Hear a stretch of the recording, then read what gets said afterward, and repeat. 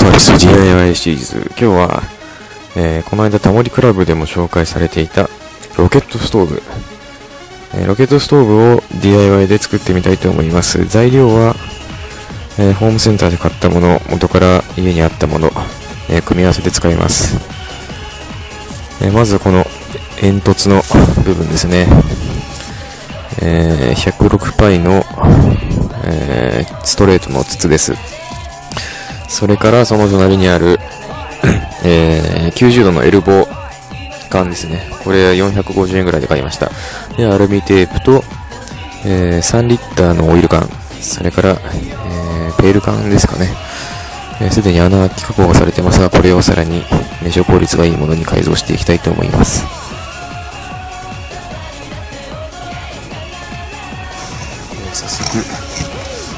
早速エルモ缶で、ペーカーに刺してみました。いい感じですね。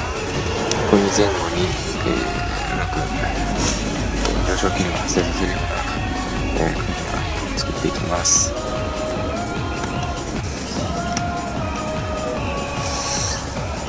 はい、今エルボーを入れて、隙間をアルミテープで塞ぎました。そして隙間をアルミテープで塞ぎました。さらに進めていきます。はい、こちらパワーライトです。園芸用品なんですね。ホームセンターなどで買えます。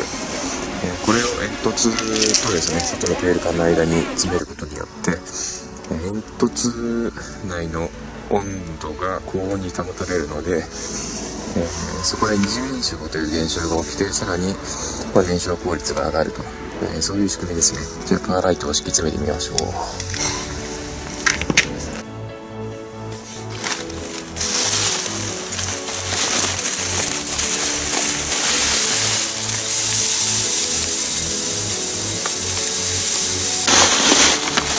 パワーライトは、10リットルの袋を2つ買ってきました。2つでちょうどいいぐらいですかね、このペール缶だと。ちょうど満タンです。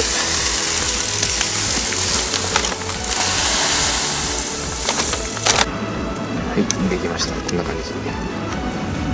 パワーライト詰め終わりました。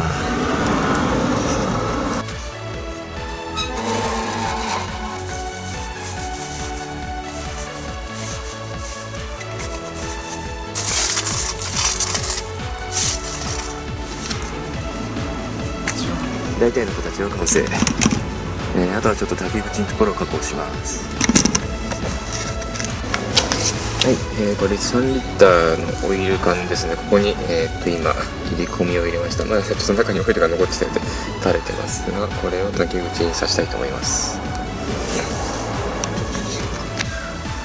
い、今3リッター缶の方はこうやって切り込みを入れて、外にこう出した感じですね。これでうまく接続したいと思います。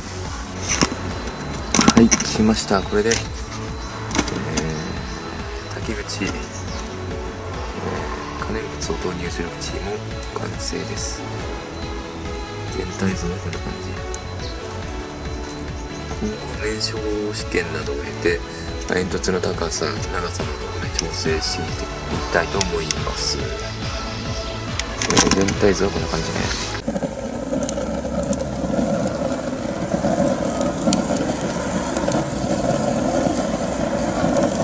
早速火が吸い込まれてます。さ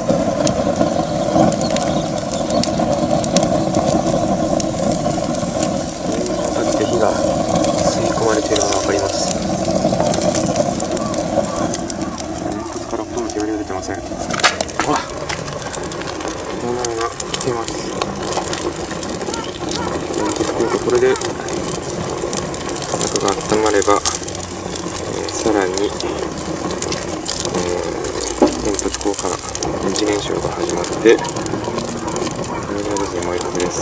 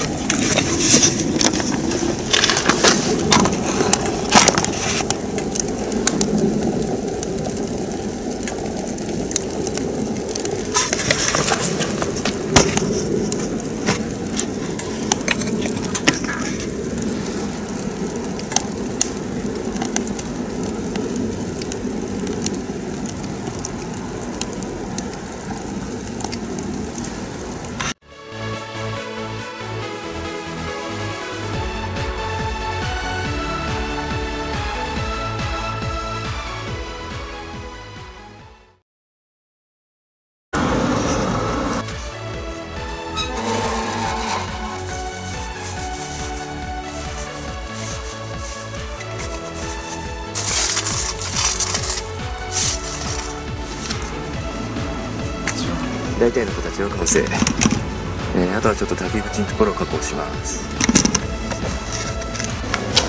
はい、これ3リッターのオイル缶ですね。ここに、今切り込みを入れました。まだちょっと中にオイルが残ってきてて垂れてますが、これを竹口に刺したいと思います。はい、今3リッター缶の方をこうやって切り込みに入れて、外にこう出した感じですね。これでうまく接続したいと思います。はい、切りました。これで、竹口、可燃物を投入する口、これを煙突とですね、外のペール缶の間に詰めることによって、煙突内の温度が高温に保たれるので、そこで二次燃焼という現象が起きて、さらに、燃焼効率が上がると、そういう仕組みですね。じゃあパーライトを敷き詰めてみましょう。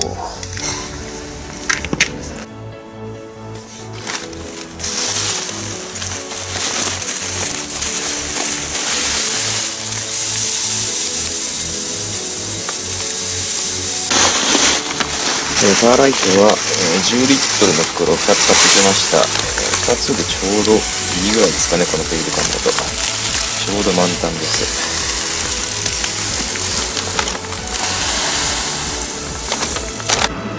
はい、できました。こんな感じで。パーライト詰め終わりました。もう完成です。全体図もこんな感じ。燃焼試験などを経て、煙突の高さ、長さなどをね、調整していきたいと思います。全体図はこんな感じね。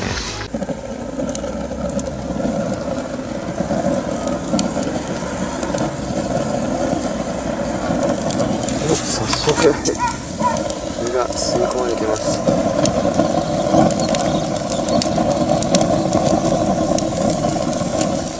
かけて火が吸い込まれているのが分かります。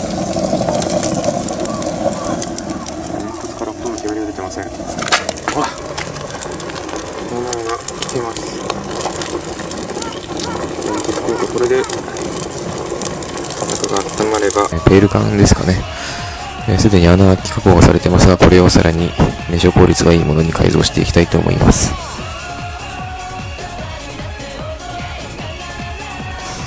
早速エルモ缶でペーカーに刺してみました。いい感じですね。ここに前後に、うまく上昇気流が発生させるような、作っていきます。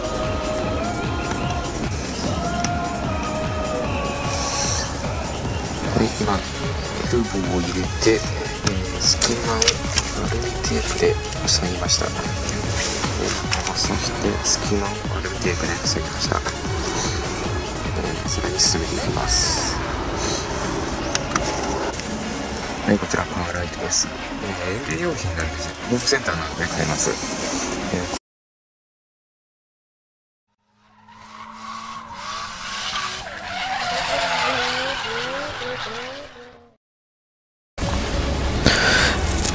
カピバラオートサービス DIY シリーズ。今日は、この間タモリクラブでも紹介されていたロケットストーブ。ロケットストーブを DIY で作ってみたいと思います。材料は、ホームセンターで買ったもの、元から家にあったもの、組み合わせて使います。まずこの煙突の部分ですね。106パイの、ストレートの筒です。それからその隣にある、90度のエルボー缶ですね。これ450円ぐらいで買いました。で、アルミテープと、3リッターのオイル缶、それから、